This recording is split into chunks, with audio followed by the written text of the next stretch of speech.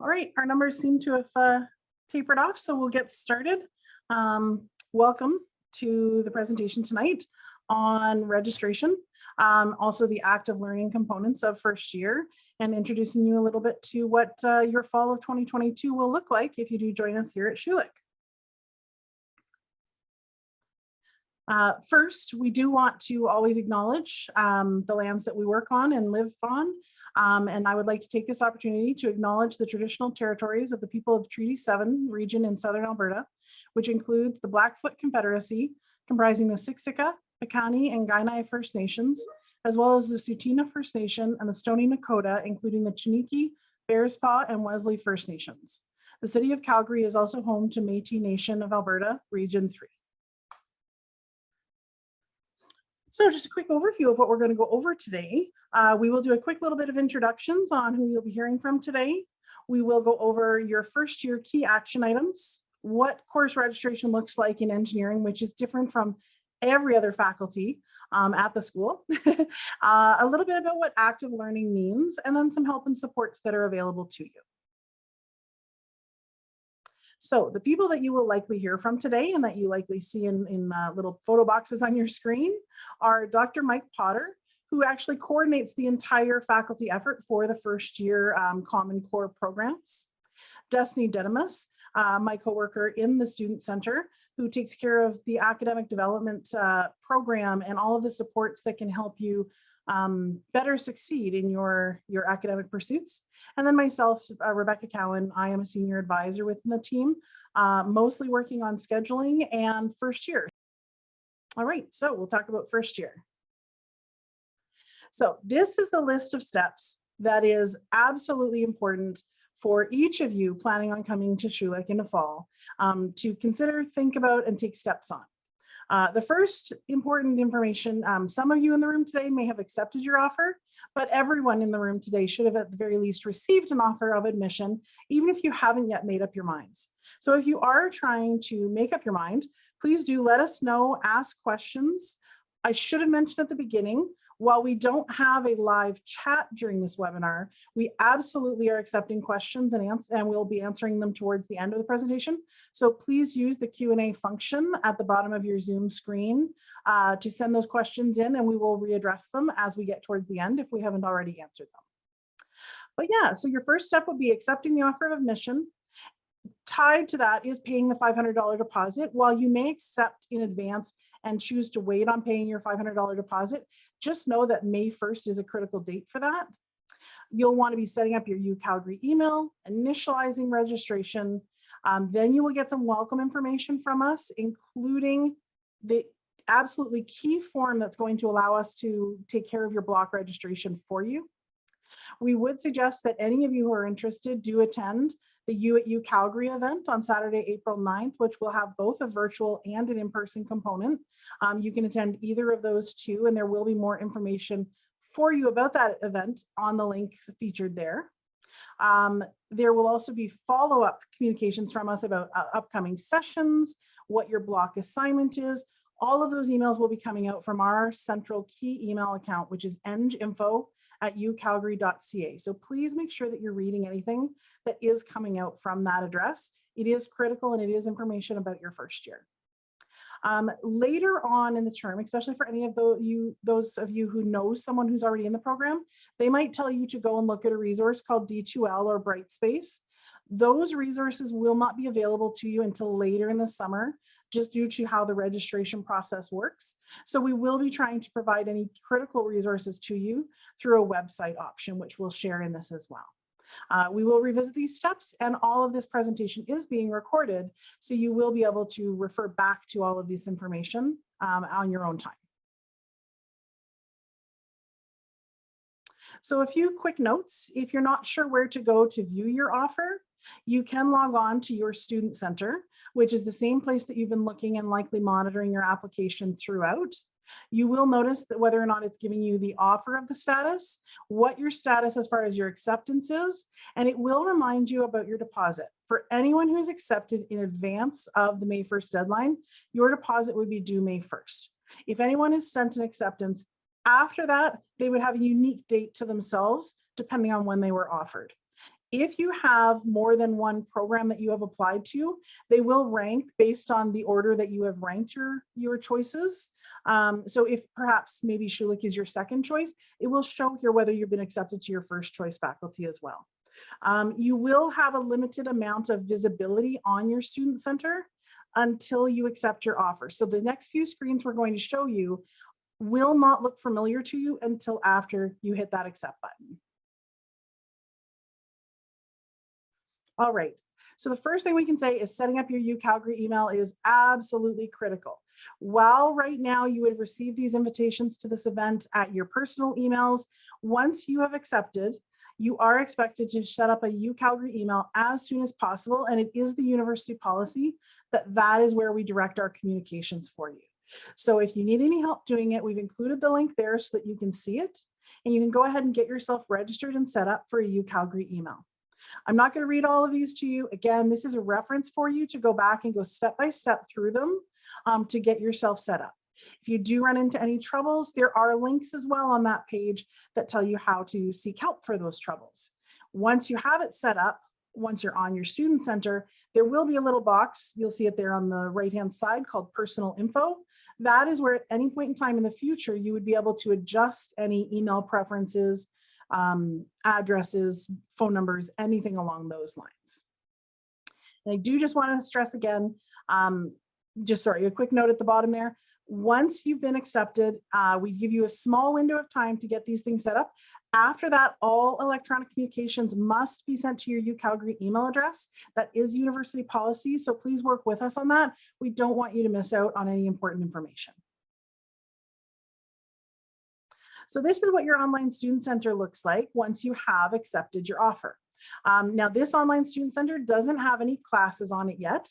You will notice in the middle of the screen, the third yellow box down, it says enrolled courses fall 2022. There's no enrolled courses. No one at the university has any enrolled courses yet because registration has not yet started for the fall. So that is normal. That is what you'll see at the beginning of a term. In this particular case, you will not be self-registering. Within Schulich, for the first year Common Core, we work on a block system, which means that we set up all of your courses so there will be no conflicts and it will work very smoothly for you. And as such, we register you. So while you'll see your enrollment start time, that would be accountable to your actual account, but it would not be specific to sorry, distracted. But it would not be specific to you unless you were taking, for example, a complementary study. But we'll talk more about those after. Before we go any further though, we did just want to get an idea how each of you are feeling about what you know about first year. So if we can get all of you, I'm just going to launch a poll here. If we can get each of you to just answer the following question that's on your screen about how much you feel you know about first year engineering.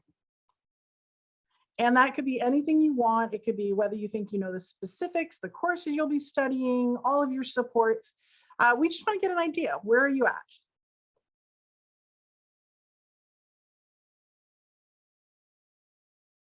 Okay, let's give it another second. Some responses are starting to taper off. Okay.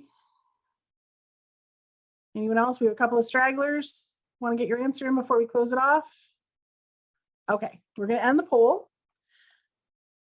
And I'll just share the results in case any of you are interested. And this is basically what we would expect, which is that most of you feel like you know the basics. Obviously, you've applied, you've received your offer, you've been looking into this information. And what we're trying to do here again is to really reinforce those basics today so that you can get on to the next stage, which is really trying to understand and put together a plan to be successful in the fall. All right, I'll just take that off the screen.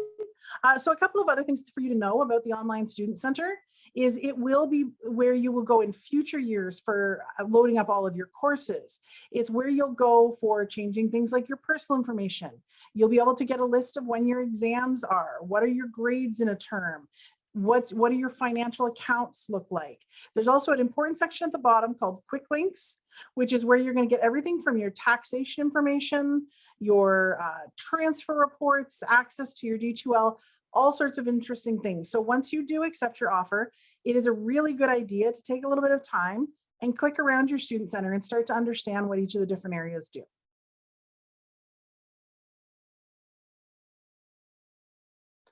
All right, a very, very key point. Every single year, every single student at the university has to initialize their account. What it is it's an annual revisiting of your personal information to ensure whether or not you've had any significant changes. Not everyone always remembers to go and update those things. So before we start registration every fall, every single student needs to initialize their account. This is going to be important for you in your first year, and you can do it once you've accepted. But in future years, it's going to be absolutely critical. It is one of the #1 reasons we see students reach out to advising and say, I can't register. It won't let me add any classes to my schedule. If your initialization is not happening yet, it will not allow you. So you see that it's in the shopping cart. It's just below that, the enrolled section. If you tried to hit course search or schedule builder and you had not initialized, while it might let you look at things, it would not let you to add anything. So if you see the line in any given year that says you need to initialize your registration, please click here to complete. Make sure just take a moment, do it. It literally takes you seconds. And then you won't have to worry about it again for a year, but that is a really critical piece.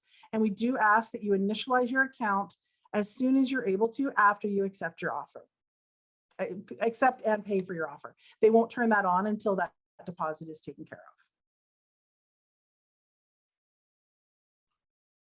All right, so what you're going to hear from us next is you will receive a welcome email from us. It will contain the link for this presentation, especially for anyone who was unable to attend today. But what it will also do is it will include a really key short survey that's going to help us understand what you're looking for and what you need within your plan for fall going into the registration. So those welcome emails and links will start going out next week as we want to make sure that we have as many people accepted into the new group as we can, and people who were not able to attend today have had a chance to watch this presentation and understand what's going on. One key thing to remember is you will only get the welcome email and link once you have not only accepted but paid your $500. So if you do need financially to wait until closer to May to pay your $500, just know you will not get your links for those surveys and questions and whatnot until that time. And we will be sending them out once a week. So if you pay it on, a Monday, you might not get that link then until the next Monday. So just be aware, if you don't get it within a week or two after you've done those things, that's when you should reach out and let us know that you haven't seen it.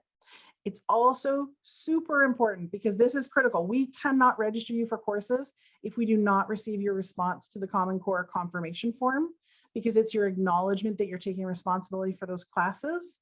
So please, please, please, once you set up your UCalgary email, please either turn off your clutter folder or make sure you're checking it on a regular basis. Clutter is essentially a beta program set up by Microsoft that likes to help you by redirecting some of your emails based on previous actions. So if you've received, for example, this link to this meeting, and it happens to have come from EngInfo, and once you're done the meeting, you hit delete, it might say, oh, I want to delete all emails from EngInfo. And then your next email will go to clutter instead of going to your inbox. So please be aware of that, and please focus and make sure that you've got yourself set up for success by making sure you're seeing all of the emails you need to see from us. Okay, so a few things about the form. It is a very simple form to fill out. It lets us understand if you have requirements within your first year that are going to affect how you can take your classes. Certain examples of that might be you have transfer credit. Maybe you've taken a course before that's equivalent to the university level. Perhaps you took a certain math class, advanced placement in chemistry. Maybe you're coming from a school that did not offer Math 31, which is senior calculus, I can't speak, for any of those not attending in Alberta who might say, what's Math 31? If you were accepted and your offer of acceptance said you were accepted without Math 31, it will mean that you need to take an alternate math pathway, for example. So we would need to know that in advance so that we can help make sure that you're scheduled into the correct blocks as not every block can accommodate the alternate pathways. So it is absolutely critical that you just cleanly answer those questions. If you don't understand the question, if you're not sure if you have a credit, there's some further information we have about how to look up your transfer credits. That'll be on one of our upcoming screens. And if you can't figure it out still after that, please feel free to drop in for a chat with one of our advisors, either in person or virtually, and we can help walk you through understanding that so that we can help, again, help you have the best success going into fall with the schedule that you need. If you are looking to review if you have any transfer credit, again, on your Student Center, under your My Application tab, you're going to have a quick link section at the bottom. Specifically, we'll say transfer credit report. If you don't have anything, it's just going to be a blank report. But if you think you should have something, please do check on it there. It is important for you all to know we do not populate your transfer credit report in our office within engineering. That is populated through admissions based on transcripts that you're having sent into the school from either your high school or whatever institution you have gained credit from. So if you believe that you are missing a transfer credit and you know that your transcripts have gone in, obviously give them some time. There's a lot of people they're processing, but if it's still not appearing as we get closer to the fall, please do note and contact admissions to make sure that you are getting credit for that. You can still indicate to us on your survey that you expect to get the credit so that, again, we can plan to try and get you into the correct blocks. The most typical credits really are chem and math. So if you have something else or you want to discuss where something else fits, again, please reach out and we'll talk to you on a more one-on-one basis within advising. A really important thing to say is if you don't know if you're going to get transfer credit, whatever you do, do not drop the course within your block until you are sure you are getting that credit. It might be very, very difficult to get you back into your block, and there's no guarantee that other blocks would work with that same time schedule. So hold on to those blocks until you are sure, until the credit appears, and you are sure that you want to take that credit.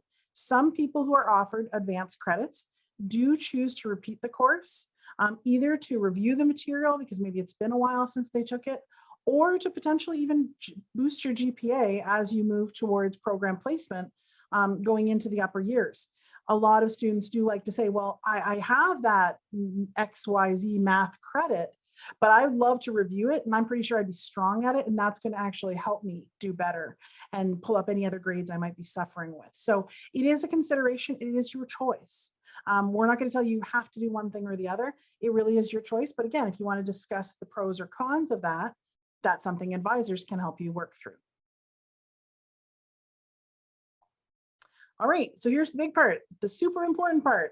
First year blocks. You do not need to do anything other than fill out your Common Core form, which we already talked about.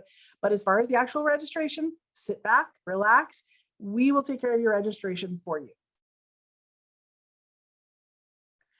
So there is a website. I've included it here. Again, because this is a recording, you won't actually have the live links. So we've actually spelled out the links for you so you can find them on your own if you want to go through these. But there is something called the First Year Degree Guide for every program at the university. And this is what part of engineering looks like. It is available on the Registrar's Office website.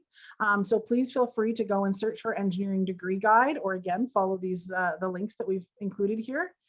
It will give you links to all of your courses, information from the calendar, a lot of information, basically a frequently asked questions about first year. So we do ask that where possible, this is not a long document, go and take a read through before you have questions for an advisor, because if you are asking everything that is already answered in a very simple document, they may redirect you to the website and say, maybe you should just review that information. We love to talk to students, but we love to talk to them about those deeper matters that you need help with, as opposed to repeating the same sentence 522 times. So we really do just ask that you try to use your own tools, have a basic understanding, and then come in with those questions that are super relevant to your situation. So again, just a link here in case you're interested in going into these. The area of the university calendar, which is the overriding like top level of where all policy comes from in the university, is the calendar for anything academic. One of the first things you're probably going to want to use it for is reading about your classes. So within the link that we've given you there is the ability to browse courses of instruction, and then you can actually look up each of those courses we listed for you and read the description about it, read how many hours it is, read if there's co-requisites or prerequisites, and understand what that course is going to be about a little bit.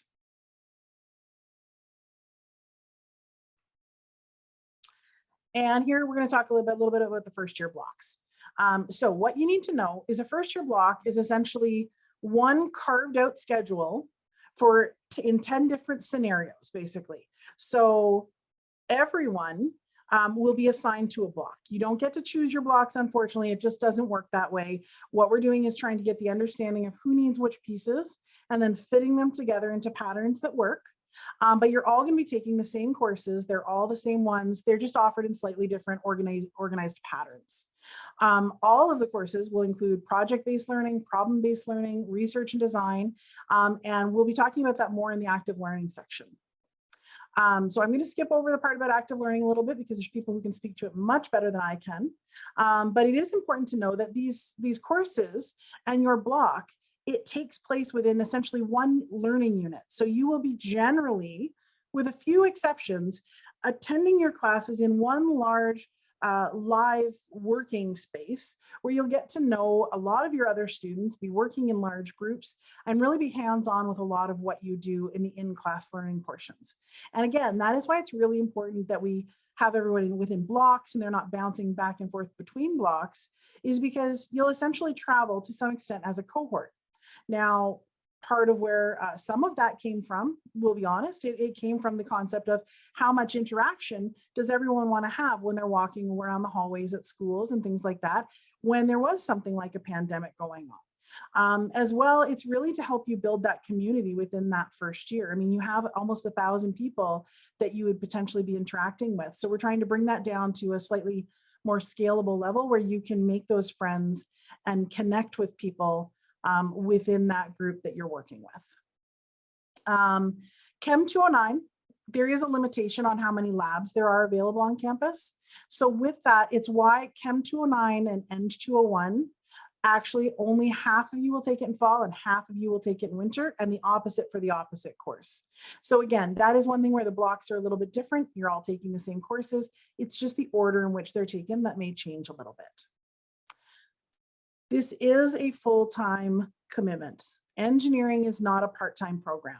So when we show you your block schedules and you see that some of your in-class time is only at one specific time of day, that does not mean that's the only time of day that you should expect to be on campus or that you might want to be present. We're also not going to tell you, though, where you need to study. So it is just important to you to understand what resources are available to you on campus, to make good use of, to use all of those opportunities, to have the most success that you can. And those include things like our maker spaces, the engineering lounge, tutoring spaces. There's going to be individual studying spaces. There's going to be supported learning models, instructor office hours. There's so many things to do in the self-directed time that you're going to see within your schedule. It is important, again, though, to just realize you are not a part-time student. It is a full-time commitment.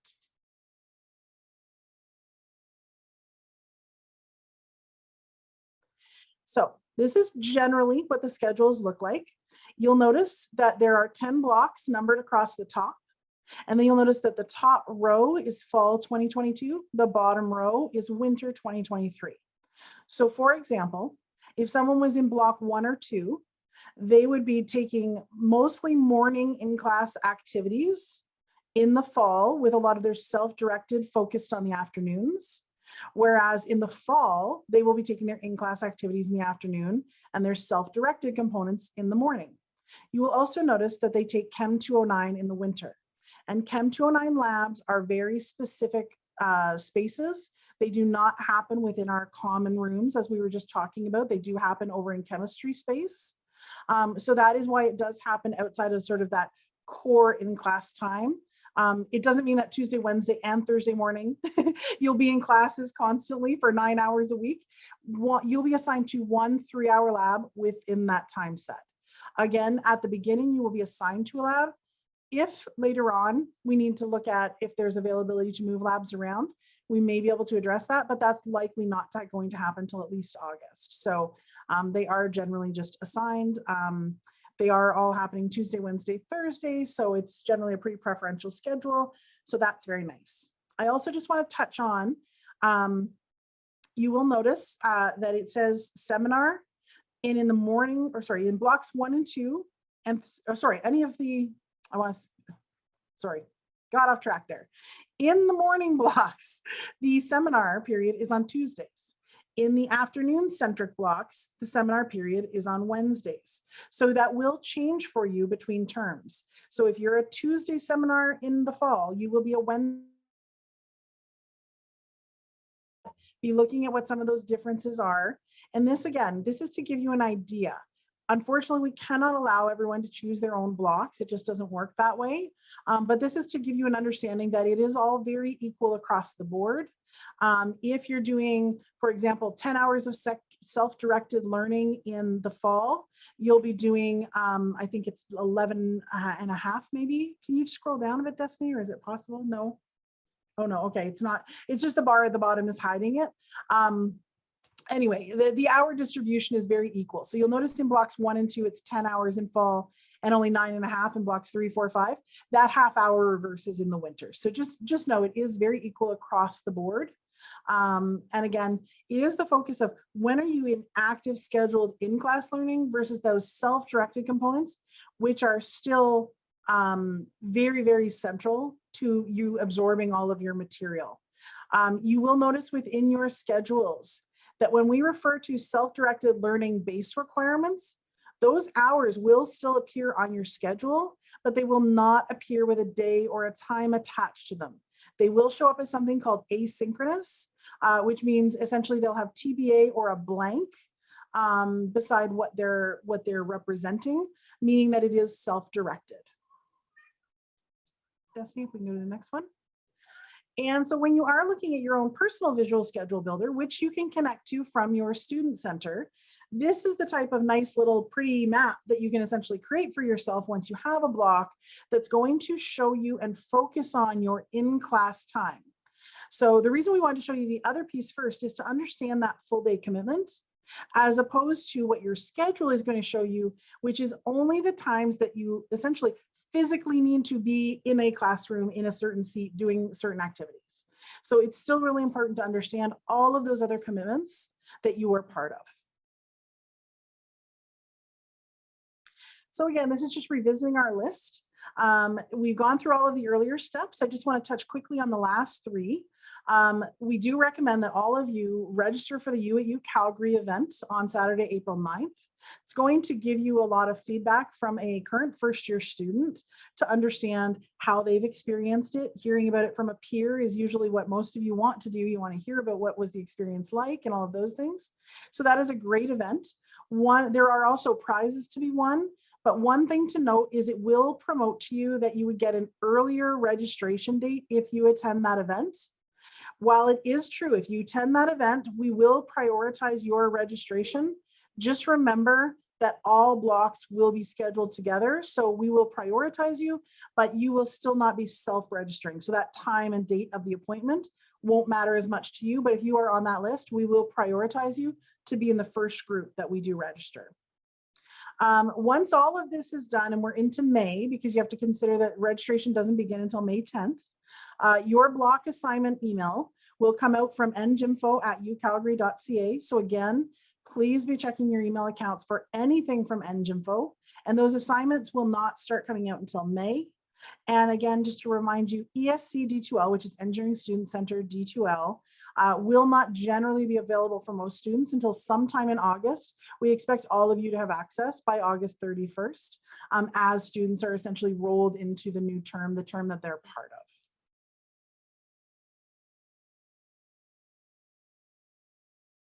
This is just a really quick screen. I know Destiny's going to cover some help things at the end. We just wanted to let you know that all advising access is actually done through a program called Schulich.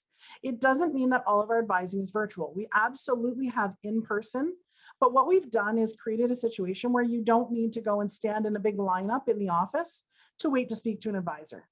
If you download the app, and we've given you the picture of what it should look like on your phone, it's called Schulich, and that's going to let you join either an in-person line or a remote line. So please be reading the title of the line you're joining. Those two types of sessions are held at different times, and they are advertised on the website that we provided there. But either way, you will use QList to join that line, and then you'll receive a text that will either tell you if you're in person to come to ENC 205, which is our office, or it will ask you to join Zoom, and they'll send you an email link because you'll have included your email when you signed up. The first time you do it, you'll understand completely what we're saying. So if you have any questions about it, again, you can always email EngInfo and we can give you more information on it. Absolutely critical. Again, we give everyone a little bit of leeway at the very beginning, but this is an absolute must because there's just too many people with too many similar names. You must include your UCID on every email you send, whether that's to advising, to a professor, whatever it may be. If there's 5 Joe Smiths in your class, it's going to be impossible for them to provide you information because they can't be sure which one you are. So please be specific. Please send one request at a time and give us a few days to respond. It isn't an instantaneous response, especially during very busy times of the year, but we absolutely do our best to respond within 2 to 3 business days. And I just want to remind everyone that at the university, weekends are not a business day. So if you send it to us on Friday at 5 p.m., you're not probably getting an answer first thing on Monday morning. So please do give us a little bit of time on that. And now I'm going to hand it over to Destiny, who's going to talk to you a little bit about active learning. Awesome. So I'm going to talk a little bit more about active learning, what that looks like, what types of activities you'll be scheduling in that self-directed time, and where you're expected to spend your time. So this is probably an image of kind of what you heard university would be like. So sitting in a lecture hall, you're receiving information from your professor, trying to stay engaged. And this is the model that we're actually offering. So what that is you'll be doing some prep work beforehand, and then you'll be coming into your active learning sessions and working in groups to solve problems, to create things. I'm sure Mike can potentially give us some really good examples of things that have happened this first year. We've run this, so that would be a great opportunity to really get a feel for what that'll look like. But there are some expectations with that. The first is that you need to be watching your lecture content before your active learning sessions. You want to be trying to take notes, maybe try a few practice problems, write down your questions. That piece is really, really important for you to be able to participate fully in those active learning sessions. So we want you to show up prepared, bringing your questions, knowing what's going on, having some framework for the material when you get to those sessions. You'll be scheduling your study time outside of that. So the active learning sessions are a great opportunity to start engaging with that material and do so with professors or TAs in the room that can kind of help you through some of that. But you will still need to do some study time on top of that to actually work your way through that first year content. That'll look like assignments, studying for quizzes and midterms, attending peer-assisted study sessions or past sessions, doing some practice closed book, reviewing concepts, maybe touching in on your lecture notes, reviewing your lecture notes for anything that isn't sticking well. And we want you to use your resources. So we offer free tutoring in Schulich to all first year students for all of our first year courses. That's available throughout both semesters for all of those first year courses. So use that resource where you can. It makes a huge difference in how quickly you can work through that material and how successful you are in those first year exams and first year courses. Study strategy appointments. So I offer supports that help you understand what you need to do to be successful in engineering and help you do it in the most efficient way possible. So I will go through what your study schedule looks like or your self-directed times look like. We try to get you to work with yourself and not against yourself. So if you know there's times a day you're not productive or that just don't work well for you, we don't want you scheduling your study time during that time. You're just not going to get the best results. We also look through what sort of activities you're doing to study. So a lot of the time, the strategies that were super successful for you in high school are not the ones that work for you in first year, and they're not the ones that work for you in engineering. So we want to make sure that you are connecting to strategies that will actually get you the results that you want and the results that you're used to seeing in your programming. There's also professor office hours. So if you have questions on the content you've watched, if you want to know more about that active learning session, that's a great place to check in and ask those questions and get more information. And there's lots of extracurricular pieces that you can participate in on campus. So things like the makerspace and clubs and teams are great ways to get involved. There's also the Engineering Student Society as well, so you can connect with other students across different faculties or different programs in engineering. So what does that mean for you? So you're hearing all of this content, what does that actually look like? So your block schedule only shows about 1/3 of your actual schedule. So you are responsible for scheduling time for reviewing your lecture materials. So that can run between 6 and 10 hours per week. 10 hours is a little on the high end, but it's always nice to know kind of what that range is. Study time, usually at least 3 to 4 hours per course per week is what you'd be expected to complete. If that is a course that you maybe have transfer credit in, you've previously taken, you might not need quite as much time to work through that material. If it's a class where you get in, you see that material in front of you and you're going, I have no idea how I'm going to get through this, you might want to bump it up to closer to 5 hours for those types of courses. But that's flexible, that's up to you. Extra support, so the things like those past sessions, checking in with the learning assistants, professors' office hours. You typically want to budget about 1 to 3 hours per week for those. And then the extracurricular activities, it's up to you. Do what's important to you. Do what you feel like is going to really add to that university experience. The extracurricular component, it's a piece that you pay for. It's part of your tuition. I used to coach figure skating, so I always say you want to use your whole blade when you skate. You want to use your whole degree, right? You don't want to pay for something and only use half of what's available to you or only take half of that opportunity. So you're paying for the whole degree, take advantage of it. Just based on that kind of breakdown, you can expect usually about 44 hours per week dedicated to your engineering work.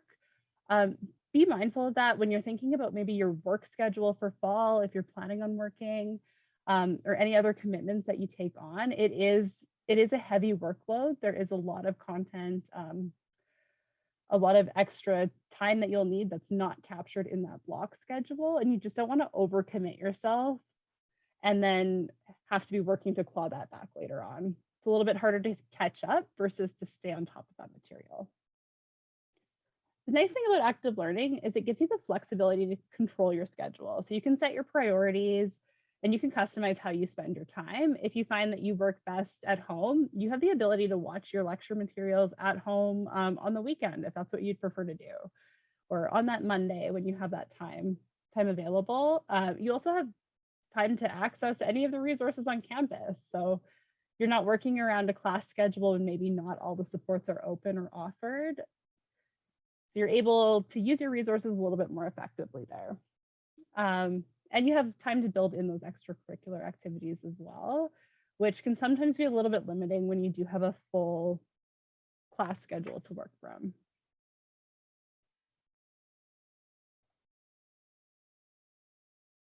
So at this point, what we'd like to do is see what information you would like going forward. So we can do different webinars across the summer or throughout the summer. And we want to know what you want to see, what's most important to you.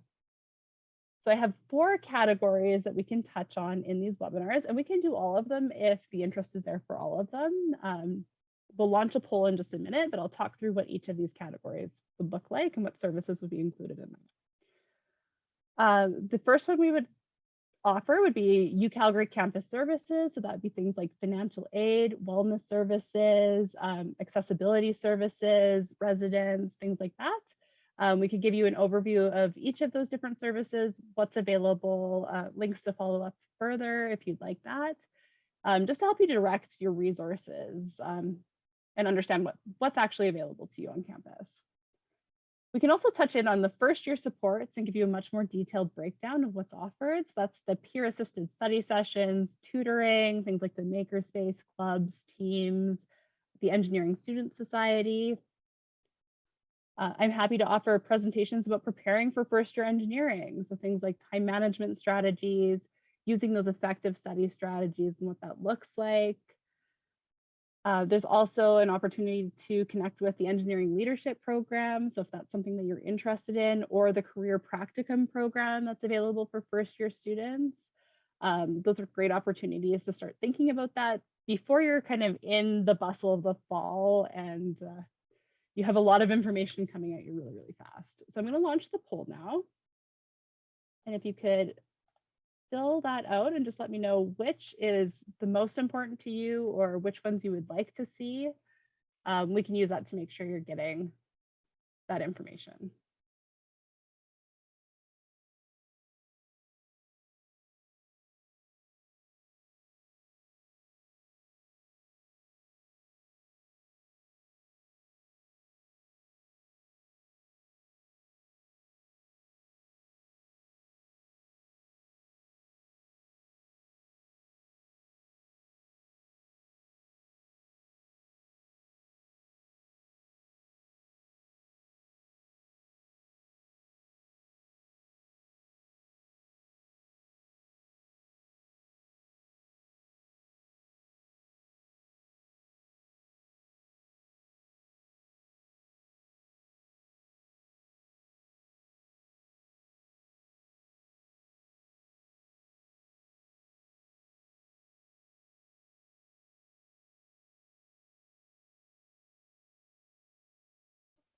So it looks like responses are kind of slowing down a little bit at this point. I'll give you a couple more seconds to get them in if you'd like to do that.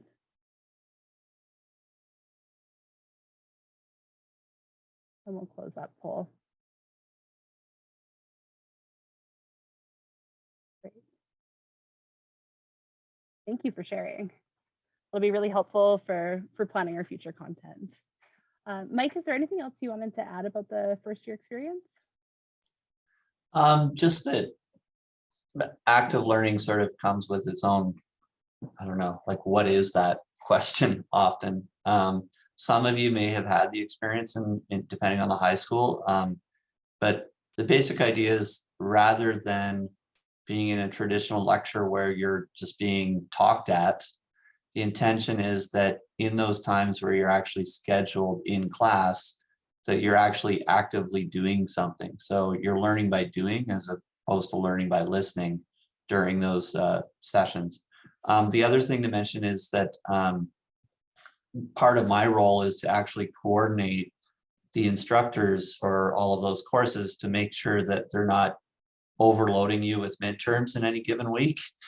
So we do, behind the scenes, we do actually work with them to make sure that the midterm schedule and exam schedule is a little more distributed through the semester.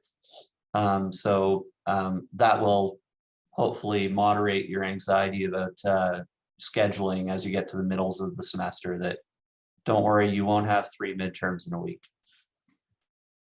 I think that's all I wanted to say right now. I can't stress how awesome that is that they moderate those midterms. It's always a terrible experience the first time you have 2 midterms on the same day. It's a very stressful time. So it's great that they don't saddle you with that right in your first year.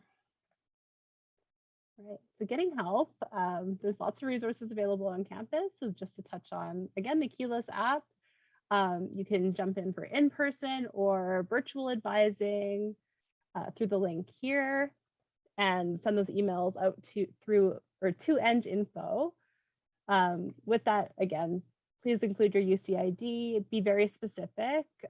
If your questions are really, really in-depth, sometimes there's maybe more than one solution or option available, and it's a bit easier to connect in person to be able to talk through that with you. And just try and capture all your questions in one email. If you are sending multiple emails, it slows down that process a bit, kind of pulls it up to the top of the box so that it creates a vicious cycle. So try and capture them all in the first email, and that way we can be as concise as possible. And just a quick reminder again, weekends are not business days, so you'll likely take a little bit to hear back if you do email in on a Friday. Some more information sessions. So we will be sending out more first year webinars as the semester goes along. Those will be coming to your UCalgary account, and we will be using that poll data that you gave us earlier in the session on what you're most interested in and prioritizing those ones that you really want to see. We can also, I'll see what our acceptance rates are and see if we can send them out through Marketo as well. If that'll be valuable to you, if that's something you'd be interested in. You will want to connect with you at UCalgary. So that event on April 9th. I know we touched on this a bit before, but that's where you're going to be able to connect with current first year students and really get a feel for what that engineering experience would be like here at Schulich. We want you to make that best choice possible. That's the right fit for you. And then the next piece, I think that's actually it for our presentation. So now we can answer some questions.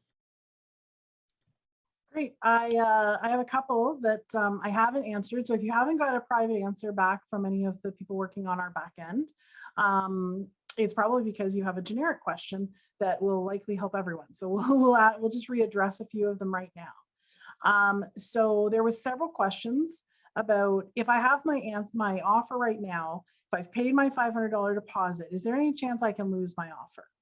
That is not really a question that we can directly answer. I can only generically answer it. And that is whatever your specific offer from admissions was, your admission is based on that. So if your admissions offer has conditions, which will show up on your student center, if it has conditions, you need to clear those conditions for your offer to be 100% finalized. If that condition is that you need to achieve XYZ grade in whatever course you're taking, if you need to provide certain transcripts, etc., then yes, you will need to do those. And if you want to know any more specifics about what those conditions on your admission offer are, you should reach out to admissions. If you literally just go to the University of Calgary website and type admissions, you will find a page and it will tell you all of the different ways there are to connect, because they do have an extensive and wide-ranging team that can connect with you virtually, in person, on the phone. They have regional counselors. So they are really your best go-to for understanding the depth of your admissions offer. As well, several people were asking about whether or not they can sign up for their UCalgary email if they have not yet accepted their offer and paid their deposit. No, you can't actually activate your IT account with the university until you accept. But we did want to include everyone who had received an offer today. So please just keep in mind, once you make up your mind, hopefully you'll be joining us in the fall. And once you do make up your mind, accept your offer and pay your $500 deposit, those next steps for creating an account and such, that's when those all kick in. So if you go back to that numbered list we gave you and literally just sort of follow it step by step, once you've taken care of those first two, all of the rest will easily come along for you. Those were a couple of them. Does anyone else have anything they want to jump in on? I think some people were asking if they get to choose their blocks. Okay, yeah, so we'll just reiterate.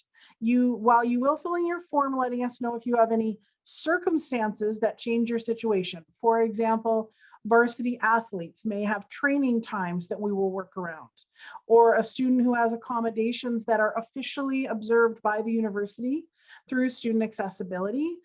You don't need to let us know all the specific details of your accommodation, but you would need to let us know that you're working on an accommodation with that department. That department would ultimately let us know what that accommodation needs to be. And that might change what your inclusion in a block or whatnot looks like. Perhaps you're very concerned about taking 10 courses all in 1 year, and you might need to reach out to us to say, I don't feel comfortable taking more than 8 classes. That's really a discussion that you want to have with an advisor to make sure that you're taking the actions you need. But as far as choosing which time of day, it is not just a matter of saying, I want to take classes in the morning. That is not an option this year. Whenever you're in fall, you will be in the opposite in winter. So it's equivalent across the board. So no, unfortunately, you cannot choose your preferred time of day. It is important, again, to understand that it really is that full day commitment, no matter when your in-class components are. So, and again, also, I did notice a couple of questions about, well, what should I look for when I register? You will not be registering yourself for any of the Common Core. If you are a transfer student or someone with excess credits who may be considering taking, for example, a complementary study, which is not required in your first fall and winter, You will see it on the degree guides, but it will even tell you that it's not recommended to pursue that until your first spring and summer. But for those who have a transfer credit or something like that, and they want to fill that spot in, those people will need to work on finding a cost option or a complementary studies that fits within the block that they're assigned to. For students with significant transfer credit, we will work with you to figure out what other courses you would need to take as a transfer student and how the blocks will fit into that.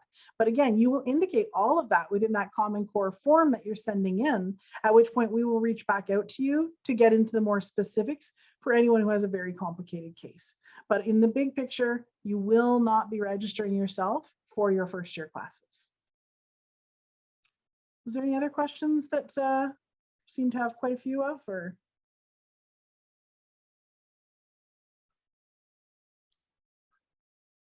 I do see one question. It isn't a common one, but it's worth everyone knowing with regards to the active learning times.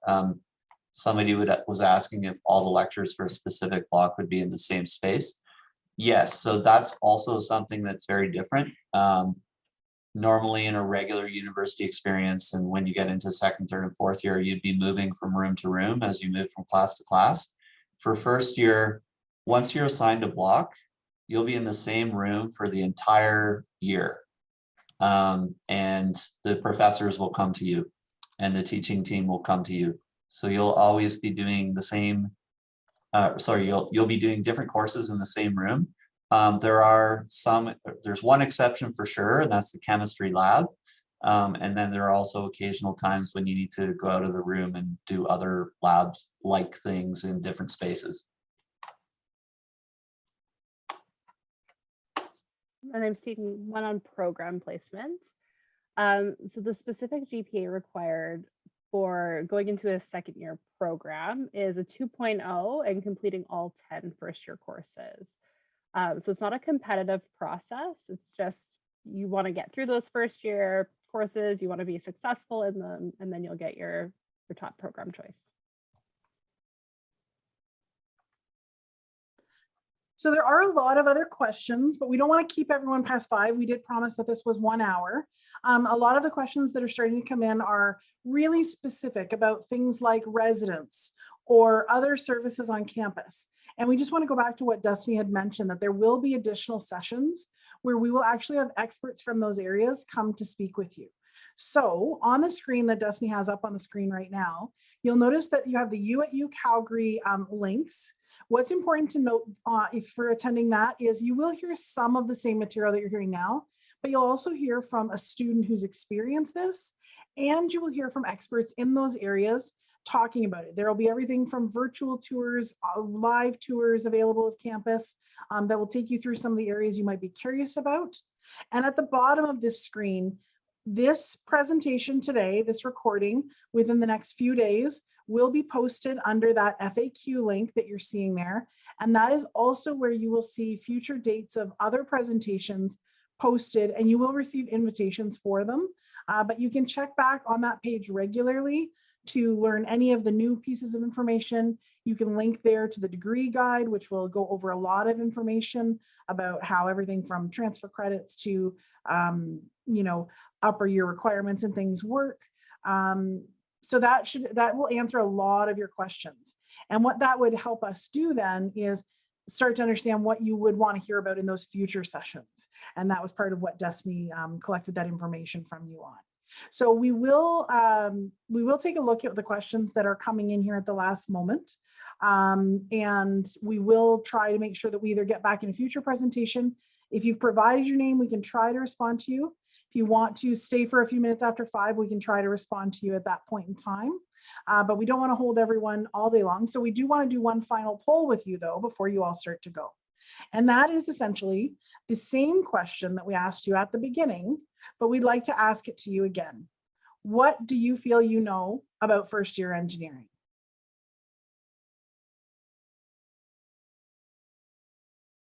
You guys are all so quick. I love watching all the numbers go. It's very satisfying. Okay, well, as it starts to trickle off, I want to thank you all for contributing today.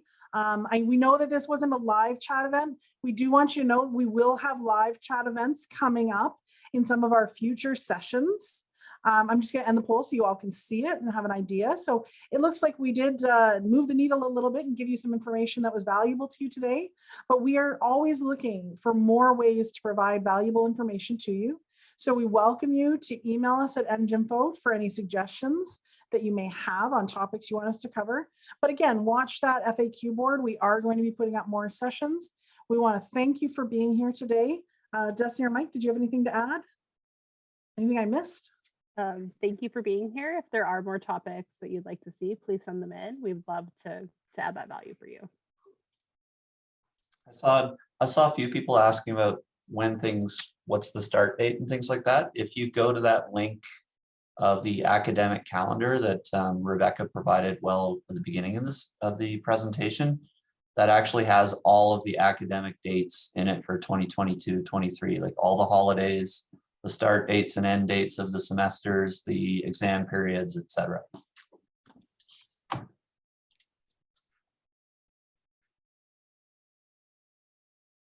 Okay, and just a reminder for anyone who's asking about the Common Core form, you should not have received it yet, even if you accepted. They will not start being sent out until next week because we wanted to give everyone the chance to attend this presentation, make some decisions about whether or not they're accepting their offer, so that we can take care of as many people as we can. So don't worry if you have accepted and have not yet received that. You will get it starting next week.